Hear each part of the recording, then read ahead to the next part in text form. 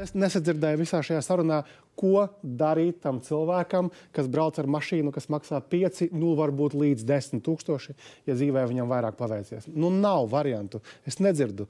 Atbildi arī citās valstīs. Viņi Zaļu degvielu. Maksimāli domāt par to, ko cilvēki var. Es gribu 2 lietas paskaidrot. 1, 17% samazinājums segam. 2 veidi - zaļākas degvielas, mazāk braucam. Attiecīgi tas nav par autoparku, tas ir par kilometriem. Pagaid, šitā ir interesanta atbilde. Atbilde tam cilvēkam 21. gadsimtā, kur saka, ka jāpalielina mobilitāte, mazāk brauc. Stupi mājās! Jūs man liekat vārdus mutē. Es gribu atgādināt, ka Latvijā iedzīvotāju skaits sarūk. Tad vēl vairāk vajag pārvietoties vienam pie otra. Tā mēs varam risināt to, bet tas par laimi vēl citā ministrijā.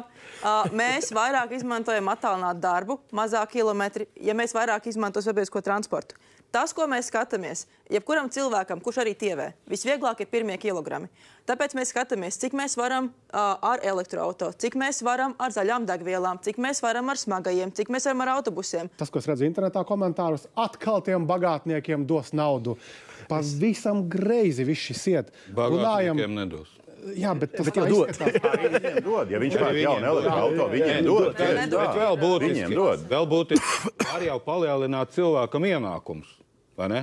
Tad kāpēc tas gan baigais ieteikums. No parlamentārā sekretāra 6630 un to vajag palielināt ienākumu.